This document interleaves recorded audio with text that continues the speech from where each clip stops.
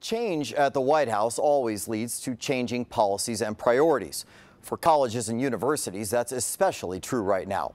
Under the Obama administration, schools were pushed to aggressively investigate allegations of sexual assault. But since the Trump administration took office, that emphasis has changed. It seemed to be a home run. Title IX was passed in 1972 to prohibit discrimination against girls and women in educational and athletic programs. It ushered in a new era of women's sports in college. But in the years since, Title IX has also been used to investigate claims of sexual abuse and harassment, and that has led to confusion and controversy. That is a mattress. Columbia University student Emma Solkowitz paraded a mattress around campus for months to draw attention to the issue. Baylor University fired its football coach. You can't run! You can't hide! Duke University shut down its men's lacrosse program, and the University of Virginia temporarily shuttered all fraternities, all after contested claims of sexual assaults. Universities across the country have struggled with how to handle, and been more than a tad confused by, a 2011 Obama administration Dear Colleague letter that dictated universities be more aggressive in dealing with those Title IX assault complaints. The Obama administration threatened to cut federal aid to schools that didn't do more to investigate and potentially expel students, and that meant not just leaving it in the hands of police. Enter a new administration with a potential block. We know that this policy has not worked in too many ways and in too many places, and we need to get it right. And so we are determined through the course of conversation and the course of discussion with all parties to ensure that whatever is done in the future will address the issues and get them right. What are your thoughts about the decision by Betsy DeVos to reopen essentially what's going on with Title IX? I think big picture, we saw immediately that the Department of Education's Office for Civil Rights is walking back protections for students. Ann Hedgepeth is a vice president at the American Association of University Women. She worries Trump administration actions will again put students, particularly female students, at risk. We're seeing evidence that the Department of Education is not as committed to the issue and really going to take a hands-off approach. That's deeply concerning to us.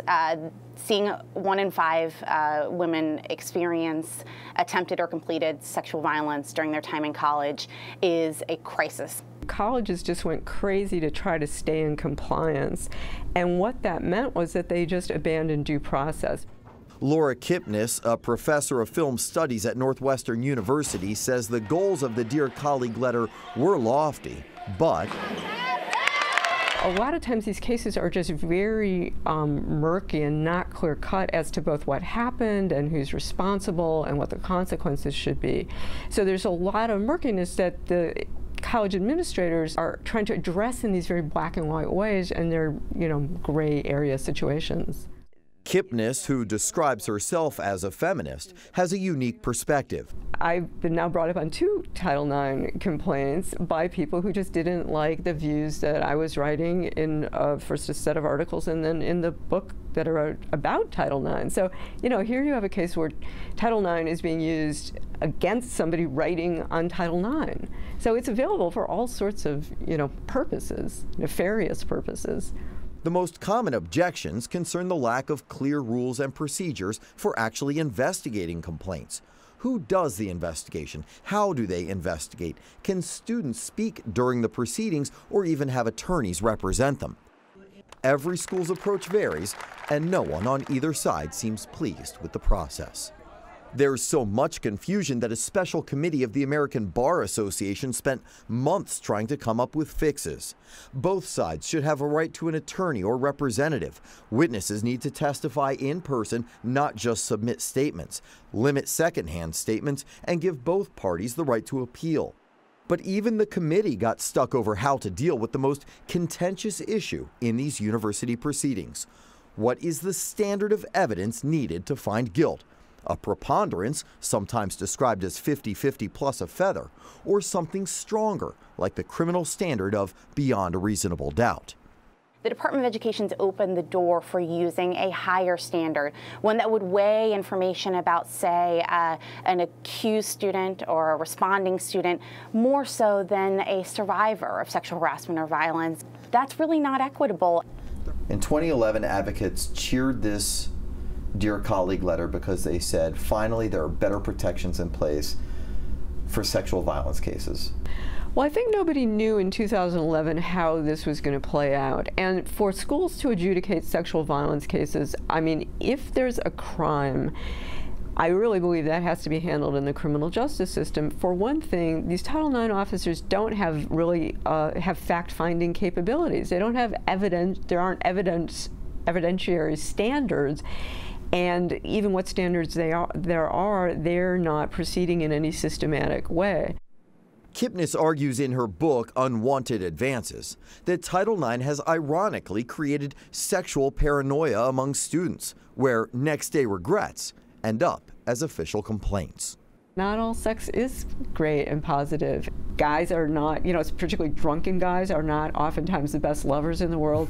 So, the sex that happens, I think, is oftentimes just probably not all that pleasant, but unpleasant sex is different than assault.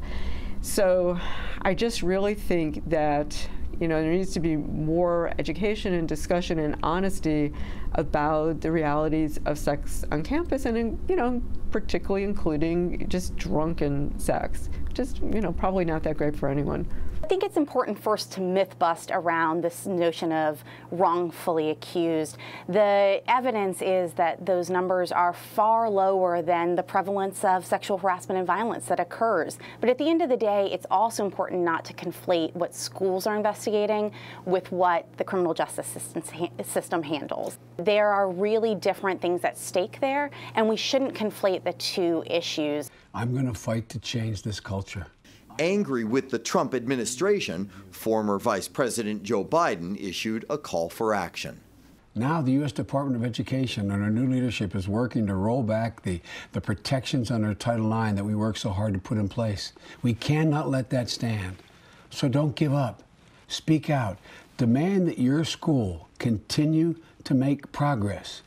Hedgepeth concedes there is room to improve what colleges and universities do. More investment in technical assistance. Let's help schools get this right, and let's make sure they have the resources they need to educate students, to educate faculty, to make sure everyone understands the rules, the process, and is united in fighting against sexual harassment and sexual violence in education. That's the investment we really should be making, instead of saying, we'll just take a step back and not enforce the law. Which is what she fears from this administration.